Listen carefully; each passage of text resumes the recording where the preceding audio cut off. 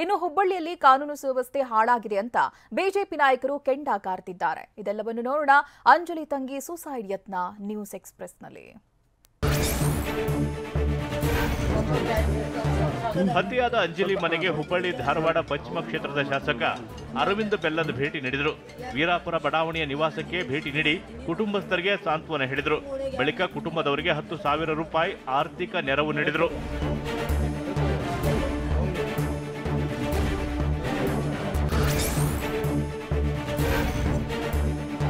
ಹುಬ್ಬಳ್ಳಿಯಲ್ಲಿ ಕಾನೂನು ಸುವ್ಯವಸ್ಥೆ ಸಂಪೂರ್ಣ ಹದಗೆಟ್ಟಿದೆ ಅಂತ ವಿಪಕ್ಷ ಉಪನಾಯಕ ಅರವಿಂದ ಬೆಲ್ಲದ್ ಹೇಳಿದ್ದಾರೆ. ಹುಬ್ಬಳ್ಳಿಯಲ್ಲಿ ಮಾತನಾಡಿದ ಅವರು, ಪೊಲೀಸರು ದುಡ್ಡು ಕೊಟ್ಟು ವರ್ಗಾವಣೆ ಮಾಡಿಕೊಂಡು ಬರುವಂತಾಗಿದೆ. ಅಂಥ ಪೊಲೀಸರು ಎಲ್ಲಿಂದ ದುಡ್ಡು ತೆಗೆಯಬೇಕು? ಕ್ರಿಮಿನಲ್ಗಳಿಂದ ಅವರು ಹಣ ವಸೂಲಿ ಮಾಡುತ್ತಾರೆ ಅಂತ ಹೇಳಿದ್ದಾರೆ. ಗಾಂಜಾ ಮಾರೋರ ಕಡೆಯಿಂದ ರೊಕ್ಕ ತಗೊಳ್ಳೋದು, ಇಸ್ಪೀಟ್ ಆಡ್ಸೋರ್ ಕಡೆಯಿಂದ ರೊಕ್ಕ ತಗೊಳ್ಳೋದು, ಈ ರೀತಿ ಕೆಲಸ ಪೊಲೀಸರು ಮಾಡಕತ್ರ. ಅದನ್ನ ನೋಡಬೇಕಾದಂಥ ರಾಜಕಾರಣಿಗಳಿಗೆ, ಅದನ್ನ ನೋಡಬೇಕಾದಂಥ ಸರ್ಕಾರಕ್ಕೆ ನೋಡಕ್ಕಾಗೋದಿಲ್ಲ. ಯಾಕಂದ್ರೆ ಅವ್ರ ಕಡೆಯಿಂದ ರೊಕ್ಕ ತಗೊಂಡು ಇವ್ರು ಟ್ರಾನ್ಸ್ಫರ್ ಮಾಡಿರ್ತಾರೆ. ಅಂಜಲಿ ಕುಟುಂಬ ಇದೀಗ ಬಾಡಿಗೆ ಮನೆಯಲ್ಲಿ ವಾಸವಿದ್ದು ಮನೆ ಬಿಡುವಂತೆ ಅವರಿಗೆ ಮಾಲೀಕರು ಹೇಳಿದ್ದಾರಂತೆ. ಹೀಗಾಗಿ ಅಂಜಲಿ ಕುಟುಂಬದವರಿಗೆ ಸರ್ಕಾರ ನೆರವು ನೀಡಬೇಕು ಅಂತ ಅರವಿಂದ ಬೆಲ್ಲದ್ ಹೇಳಿದ್ದಾರೆ.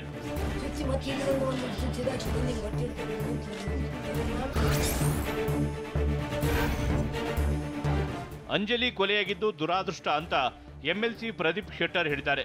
ಹುಬ್ಬಳ್ಳಿಯಲ್ಲಿ ಅಂಜಲಿ ನಿವಾಸಕ್ಕೆ ಭೇಟಿ ನೀಡಿದ ಬಳಿಕ ಮಾತನಾಡಿದ ಅವರು, ಈ ಕೊಲೆ ನೋಡಿದ್ರೆ ಈ ರಾಜ್ಯದ ಸ್ಥಿತಿ ಗೊತ್ತಾಗುತ್ತಿದೆ. ಇಂಥ ಘಟನೆ ನಡೆಯಬಾರದು. ಗಿರೀಶ್ ರೈಲಿನಲ್ಲಿ ಓರ್ವ ಮಹಿಳೆ ಮೇಲೆ ಹಲ್ಲೆ ಮಾಡಿದ್ದ. ಹಾಗೆ ಬಿಟ್ರೆ ಆತ ಮತ್ತೇನು ಮಾಡ್ತಾನೋ ಅಂತ ಕಿಡಿಕಾರಿದ್ದಾರೆ.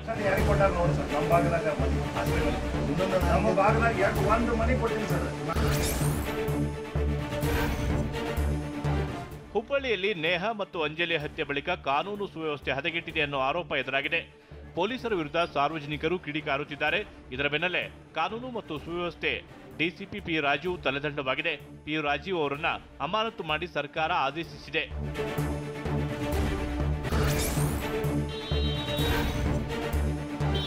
ಕಾನೂನು ಸುವ್ಯವಸ್ಥೆ ಹದಗೆಟ್ಟ ಹಿನ್ನೆಲೆಯಲ್ಲಿ ಹುಬ್ಬಳ್ಳಿಗೆ ಕಾನೂನು ಸುವ್ಯವಸ್ಥೆ ಎಡಿಜಿಪಿ ಹಿತೇಂದ್ರ ಭೇಟಿ ನೀಡಿದರು. ಪೊಲೀಸ್ ಅಧಿಕಾರಿಗಳ ಜೊತೆ ಹಿತೇಂದ್ರ ಸಭೆ ನಡೆಸಿದರು.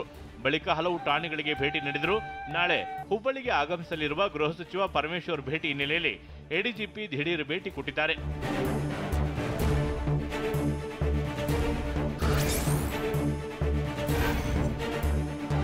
ಹುಬ್ಬಳ್ಳಿಯಲ್ಲಿ ನೇಹಾ ಹತ್ಯೆ ಮಾಸುವ ಮುನ್ನ ಮತ್ತೊಂದು ಹತ್ಯೆಯಾಗಿದೆ. ಕಾಂಗ್ರೆಸ್ ಬಂದ್ರೆ ಕೊಲೆಗಡುಕರಿಗೆ ಹಬ್ಬ ಅಂತ ಅಶೋಕ್ ಹೇಳಿದರು. ಬೆಂಗಳೂರಿನಲ್ಲಿ ಮಾತನಾಡಿದ ಅವರು, ಭಯೋತ್ಪಾದಕರು ಕೊಲೆಗಡುಕರಿಗೆ ಸರ್ಕಾರ ಕುಮ್ಮಕ್ಕು ಕೊಡ್ತಿದ್ದು ಈ ರಾಜ್ಯ ಸರ್ಕಾರವನ್ನೇ ಗಲ್ಲಿಗೇರಿಸಬೇಕು ಅಂತ ಹೇಳಿದರು. ಗೃಹ ಇಲಾಖೆಯನ್ನ ಕೇಳೋರು ಹೇಳೋರು ಯಾರು ಇಲ್ಲ. ಯಾಕೆಂದ್ರೆ ಗೃಹ ಇಲಾಖೆ ಪರಮೇಶ್ವರ್ ಕೈಯಲ್ಲಿ ಇಲ್ಲೇ ಇಲ್ಲ, ಯಾರೋ ಹ್ಯಾಂಡಲ್ ಮಾಡ್ತಾ ಇದ್ದಾರೆ.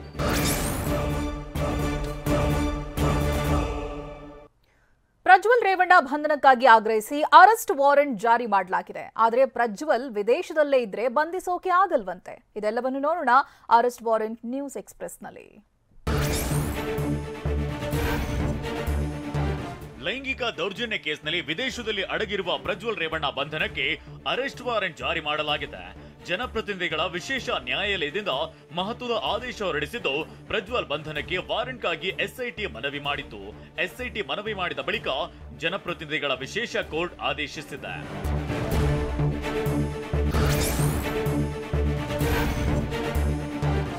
ಸಂಸದ ಪ್ರಜ್ವಲ್ ಬಳಿ ಇರುವ ಪಾಸ್ಪೋರ್ಟ್ ರದ್ದತಿಗೂ ಎಸ್ಐಟಿ ಅಧಿಕಾರಿಗಳು ಮುಂದಾಗಿದ್ದಾರೆ.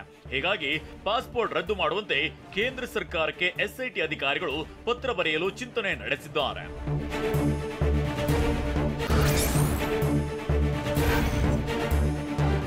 ವಿದೇಶದಲ್ಲಿ ಇದ್ದಷ್ಟು ದಿನ ಪ್ರಜ್ವಲ್ ರೇವಣ್ಣ ಸೇಫ್ ಅನ್ನೋ ಅನುಮಾನ ಕಾಡ್ತಿದೆ. ಯಾಕಂದ್ರೆ ಅರೆಸ್ಟ್ ವಾರೆಂಟ್ ಇದ್ರೂ ಪ್ರಜ್ವಲ್ ರೇವಣ್ಣ ಬಂಧನ ಕಷ್ಟ ಬಂತೆ. ಹೀಗಾಗಿ ಪ್ರಜ್ವಲ್ ರೇವಣ್ಣ ಸ್ವದೇಶಕ್ಕೆ ಮರಳಿದರಷ್ಟೇ ಬಂಧನವಾಗಲಿದೆ. ಎಸ್ಐಟಿ ಮನವಿ ಪುರಸ್ಕರಿಸಿ ಅರೆಸ್ಟ್ ವಾರೆಂಟ್ ಜಾರಿ ಮಾಡಿದ್ದು ಹೊಳೆನರಸೀಪುರದ ಲೈಂಗಿಕ ದೌರ್ಜನ್ಯ ಕೇಸ್ನಲ್ಲಿ ವಾರೆಂಟ್ ಜಾರಿ ಮಾಡಲಾಗಿದೆ.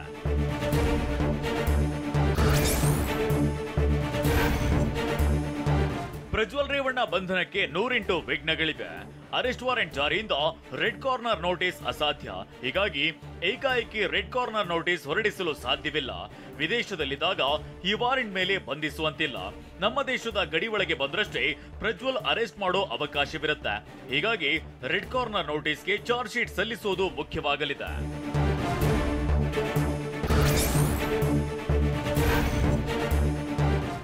ಮಾಜಿ ಪ್ರಧಾನಿ ಎಚ್.ಡಿ. ದೇವೇಗೌಡ ನಿವಾಸಕ್ಕೆ ಮಾಜಿ ಸಿಎಂ ಎಚ್.ಡಿ. ಕುಮಾರಸ್ವಾಮಿ ಆಗಮಿಸಿದ್ರು.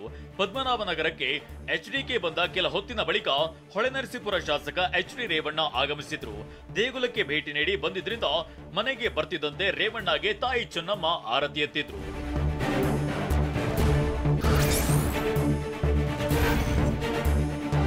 ಎಚ್.ಡಿ. ದೇವೇಗೌಡರ ನಿವಾಸಕ್ಕೆ ವಿಪಕ್ಷ ನಾಯಕ ಆರ್ ಅಶೋಕ್ ಕೂಡ ಆಗಮಿಸಿದ್ರು.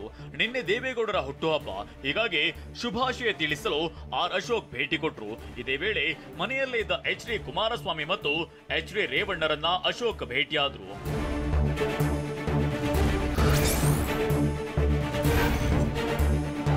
ಬೆಂಕಿಯಿಲ್ಲದೆ ಹೊಗೆ ಆಡಲ್ಲ ಅಂತ ವಿಪಕ್ಷ ನಾಯಕ ಆರ್ ಅಶೋಕ್ ಹೇಳಿದ್ದಾರೆ. ಬೆಂಗಳೂರಿನಲ್ಲಿ ಮಾತನಾಡಿದ ಅವರು, ಮೋದಿಗೆ ಕೆಟ್ಟ ಹೆಸರು ತರಲು ಮಾಡಿರುವ ಪ್ಲಾನ್ ಇಂದಾಗಿದ್ದು ದೇವರಾಜೇಗೌಡ ಹೇಳಿರುವುದು 100% ಸತ್ಯ ಅಂತ ಹೇಳಿದ್ರು. ಪೆನ್ಡ್ರೈವ್ ಕೇಸ್ ತನಿಖೆಗೆ ಸಿಬಿಐಗೆ ವಹಿಸಬೇಕು, ಸಿಬಿಐಗೆ ವಹಿಸುವುದಕ್ಕೆ ಅವರಿಗೆ ಭಯ ಅಂತ ಅಶೋಕ್ ಕಿಡಿಕಾರಿದ್ದಾರೆ. ಅವ್ರೇನೇನ್ ಹೇಳ್ತಾ ಇದಾರೋ ಸತ್ಯ ಇದೆ ಅಂತ, ಬೆಂಕಿ ಇಲ್ಲದೆ ಹೊಗೆ ಆಡಲ್ಲ, ಸತ್ಯ ಇದೆ ಅಂತಾನೆ ಹೇಳ್ತಾ ಇದ್ದಾರೆ. ಇದೆಲ್ಲ ಅವ್ರದೆಲ್ಲ ನಾನು ಹೇಳಿದಲ್ಲ, ಸುರ್ಜೇವಾಲಾನೋ ಯಾರೋ ಇದಾರಲ್ಲ ಅವರು, ಈ ಸಿದ್ದರಾಮಯ್ಯ, ಡಿ.ಕೆ. ಶಿವಕುಮಾರ್ ಅವರು, ಇವರೆಲ್ಲ ಸೇರಿ ಮಾಡಿರುವಂಥ ಒಂದು ಮಾಸ್ಟರ್ ಪ್ಲಾನ್. ಅದರ ಪ್ರಕಾರ ದೇಶದಲ್ಲಿ ನರೇಂದ್ರ ಮೋದಿ ಅವರಿಗೆ ಕೆಟ್ಟ ಹೆಸರು ತರಬೇಕು, ಮತ್ತು ಒಕ್ಕಲಿಗರನ್ನ ಒಂದು ಕಡೆ ಮುಗಿಸ್ಬೇಕು. ತಪ್ಪು ಮಾಡಿದವರ ಮೇಲೆ ಕ್ರಮ ಕೈಗೊಳ್ಳಿ, ನಮ್ಮ ಅಭ್ಯಂತರವಿಲ್ಲ. ಆದ್ರೆ ಪೆನ್ಡ್ರೈವ್ ಹಂಚಿದವರ ಬಗ್ಗೆಯೂ ತನಿಖೆ ಆಗ್ಲಿ ಅಂತ ಅಶೋಕ್ ಆಗ್ರಹಿಸಿದ್ದಾರೆ. ನ್ಯಾಯಾಂಗ ತನಿಖೆ ಆದ್ರೆ ಮಾತ್ರ ಸತ್ಯ ಹೊರಬರುತ್ತದೆ, ಇಲ್ಲದಿದ್ರೆ ಸತ್ಯ ಮುಚ್ಚಿ ಹಾಕುವ ಕೆಲಸ ಆಗುತ್ತೆ ಅಂತ ಅಶೋಕ್ ಹೇಳಿದ್ದಾರೆ. ನೋಡಿ, ತಪ್ಪು ಯಾರು ಮಾಡಿದಾರೋ ಪ್ರಜ್ವಲ್ ರೇವಣ್ಣ ಅವ್ರ ಮೇಲೆ ಏನೇ ಕ್ರಮ ತೆಗೆದುಕೊಂಡು, ಅದೇ ತರ ಹಂಚೋದು ಕೂಡ ದೊಡ್ಡ ತಪ್ಪಲ್ಲ. ಹಂಚಿದವ್ರ ಮೇಲೆ ಏನು ಕ್ರಮ ತೆಗೆದುಕೊಂಡಿದ್ದೀರಾ? ಏನೂ ಇಲ್ಲ ಕ್ರಮ. ಅಂದ್ರೆ ನಿಮ್ದೆಲ್ಲ ಒಂದು ರೀತಿ ಕಣ್ಣು ಮುಚ್ಚಾಲೆ ಆಟ ಆಡ್ತಾ ಇದ್ದಾರೆ ಕಾಂಗ್ರೆಸ್ ಅವರು. ಕರ್ನಾಟಕ ಕ್ರೈಂ ರಾಜ್ಯವಾಗಿದೆ ಅಂತ ವಿಪಕ್ಷ ನಾಯಕ ಆರ್ ಅಶೋಕ್ ವಾಗ್ದಾಳಿ ನಡೆಸಿದ್ದಾರೆ. ಗೃಹ ಸಚಿವ ಅಣತಿಯಂತೆ ಏನೂ ನಡೆಯುತ್ತಿಲ್ಲ, ಪ್ರಜ್ವಲ್ ಕೇಸ್ ಬಗ್ಗೆ ಎಸ್ಐಟಿಗೆ ಮಾಹಿತಿಯೇ ಇಲ್ಲ, ಗೃಹ ಇಲಾಖೆಯನ್ನ ಬೇರೆಯವರು ಹ್ಯಾಂಡಲ್ ಮಾಡ್ತಿದ್ದಾರೆ ಅಂತ ಕಿಡಿಕಾರಿದ್ರು. ರಾಜ್ಯದಲ್ಲಿ ಒಂದು ಕ್ರೈಮ್ ರಾಜ್ಯ ಆಗೋಗ್ತಿದೆ ರಾಜ್ಯ. ಗೃಹ ಇಲಾಖೆಯನ್ನ ಕೇಳೋರು ಹೇಳೋರು ಯಾರೂ ಇಲ್ಲ. ಯಾಕೆಂದ್ರೆ ಗೃಹ ಇಲಾಖೆ ಪರಮೇಶ್ವರ್ ಕೈಯಲ್ಲಿ ಇಲ್ಲೇ ಇಲ್ಲ, ಯಾರೋ ಹ್ಯಾಂಡಲ್ ಮಾಡ್ತಾ ಇದ್ದಾರೆ. ಗೃಹ ಸಚಿವರ ಅಣತಿ ಅಂತ ಏನೂ ನಡೀತಾ ಇಲ್ಲ, ನನ್ಗೆ ಗೊತ್ತಿರೋ ಪ್ರಕಾರ ಏನೂ ನಡೀತಾ ಇಲ್ಲ. ಕ್ರೈಮ್ ರಾಜ್ಯ ಆಗಿದೆ.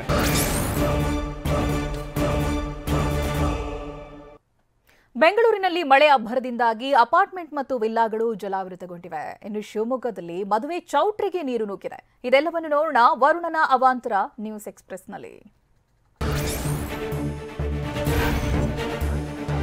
ಬೆಂಗಳೂರಿನಲ್ಲಿ ನಿನ್ನೆ ಸುರಿದ ಮಳೆಗೆ ಹಲವೆಡೆ ಜನ ಪರದಾಡಿದ್ದಾರೆ. ಮಳೆಯಿಂದ ಯಲಹಂಕದ ಹಲವು ಪ್ರದೇಶ ಜಲಾವೃತವಾಗಿತ್ತು. ಮಳೆಯಿಂದ 5-6 ಅಪಾರ್ಟ್ಮೆಂಟ್ಗಳ ನಿವಾಸಿಗಳಿಗೆ ಸಂಕಷ್ಟ ಎದುರಾಗಿತ್ತು. ನಾರ್ತ್ ವುಡ್ ಅಪಾರ್ಟ್ಮೆಂಟ್ಗೆ ರಾಜಕಾಲುವೆ ನೀರು ನುಗ್ಗಿ ವಿಲ್ಲಾ ನಿವಾಸಿಗಳು ಒದ್ದಾಡಿದ್ರು. ವಾರದ ಹಿಂದೆ ಬಿಬಿಎಂಪಿಗೆ ಪತ್ರ ಬರೆದರೂ ಪರಿಹಾರ ಸಿಕ್ಕಿಲ್ಲ ಅಂತ ಆಕ್ರೋಶ ಹೊರಹಾಕಿದ್ದಾರೆ.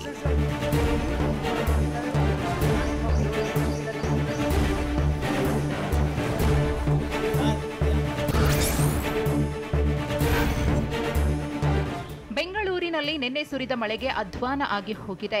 ಯಲಹಂಕದ ನಾರ್ತ್ ವುಡ್ ವಿಲ್ಲಾಗೆ ನೀರು ನುಗ್ಗಿದ್ದು ನಿವಾಸಿಗಳು ಪರದಾಡುತ್ತಿದ್ದಾರೆ. ಟಿವಿ9 ವರದಿಯ ಬೆನ್ನಲ್ಲೇ ಬಿಬಿಎಂಪಿ ಅಧಿಕಾರಿಗಳು ಎಚ್ಚೆತ್ತಿದ್ದಾರೆ. ಮೋಟಾರ್ ಪೈಪ್ ಜೊತೆಗೆ ಸ್ಥಳಕ್ಕೆ ಬಂದಿದ್ದಾರೆ. ತಡವಾಗಿ ಬಂದ ಬಿಬಿಎಂಪಿ ಸಿಬ್ಬಂದಿ ವಿರುದ್ಧ ವಿಲ್ಲಾ ನಿವಾಸಿಗಳು ಆಕ್ರೋಶ ಹೊರಹಾಕಿದ್ದಾರೆ.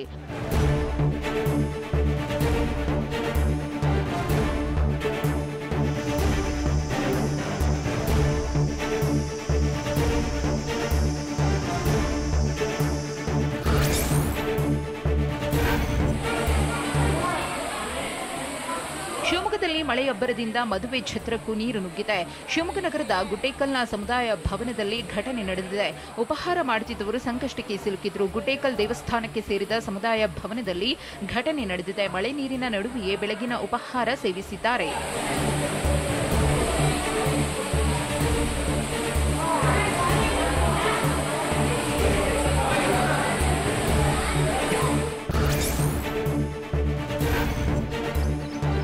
ಚಿಕ್ಕಮಗಳೂರಲ್ಲಿ ವರುಣಾಘಾತಕ್ಕೆ ಅವಾಂತರಗಳ ಸುರಿಮಳೆಯೇ ಸೃಷ್ಟಿಯಾಗಿದೆ.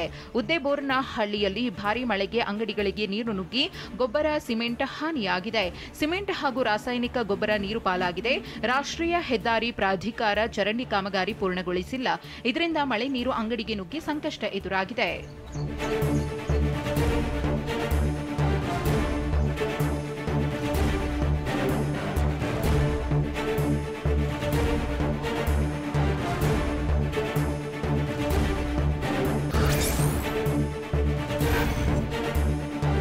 ಚಿಕ್ಕಮಗಳೂರು ಜಿಲ್ಲೆಯಲ್ಲಿ ಮಳೆಯಿಂದ ಅವಾಂತರವಾಗಿದೆ. ಮಳೆಯಿಂದ ಬಿಷಪ್ ಹೌಸ್ ಕಾಂಪೌಂಡ್ ಕುಸಿದು ಬಿದ್ದಿತ್ತು. ಕಾಂಪೌಂಡ್ ಕುಸಿದು 5 ಬೈಕ್ ಮತ್ತು 2 ಸೈಕಲ್ ಜಖಮಾಗಿವೆ. ಹೌಸಿಂಗ್ ಬೋರ್ಡ್ ಬಡಾವಣೆಯಲ್ಲಿ ಈ ಘಟನೆ ನಡೆದಿದೆ. ಕಾಫಿನಾಡಲ್ಲಿ ಧಾರಾಕಾರ ಮಳೆಯಾಗ್ತಿದ್ದು ಜನಜೀವನ ಅಸ್ತವ್ಯಸ್ತವಾಗಿದೆ.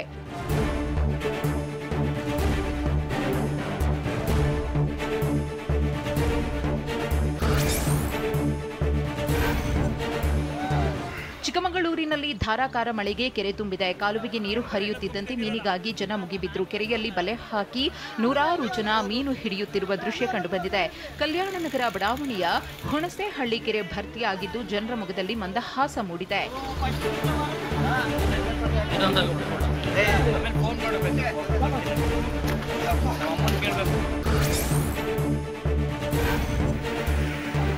ಮೈಸೂರಿನ ಪಿರಿಯಾಪಟ್ಟಣದಲ್ಲಿ ಬದುಕು ನೀರು ಪಾಲಾಗಿದೆ.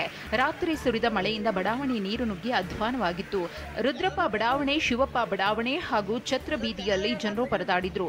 ತಗ್ಗು ಪ್ರದೇಶಗಳಿಗೆ ನೀರು ನುಗ್ಗಿದ್ದರಿಂದ ನಿವಾಸಿಗಳು ಒದ್ದಾಡಿದ್ರು. ಮನೆಯಲ್ಲಿನ ನೀರು ಹೊರಹಾಕಲು ಹರಸಾಹಸ ಪಟ್ಟರು.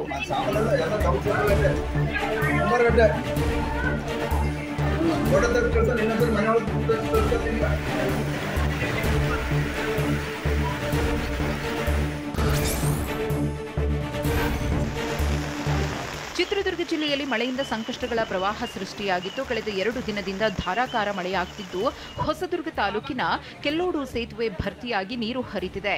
ವಾಣಿ ವಿಲಾಸ ಸಾಗರ ಜಲಾಶಯ ಕಡೆಗೆ ನೀರು ಹರಿತಾ ಇದ್ದು ರೈತರ ಮುಖದಲ್ಲಿ ಮಂದಹಾಸ ಮೂಡಿದೆ.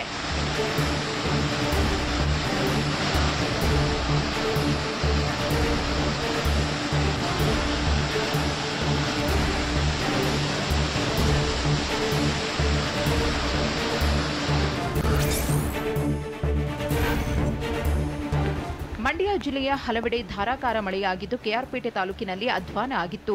ಶೀಳನೆರೆ, ಮುರುಕನಹಳ್ಳಿ, ಮರಡಹಳ್ಳಿ, ಜಕ್ಕನಹಳ್ಳಿಯಲ್ಲಿ ಭಾರೀ ಮಳೆಯಾಗಿದೆ. ಭಾರೀ ಮಳೆಯಿಂದ ಹಲವು ಮನೆಗಳಿಗೆ ನೀರು ನುಗ್ಗಿ ಜನ ಪರದಾಡಿದ್ರು. ಗಾಳಿ ಮಳೆಗೆ ತೆಂಗಿನ ಮರಗಳು, ವಿದ್ಯುತ್ ಕಂಬಗಳು ನೆಲಕ್ಕುರುಳಿದ್ವು.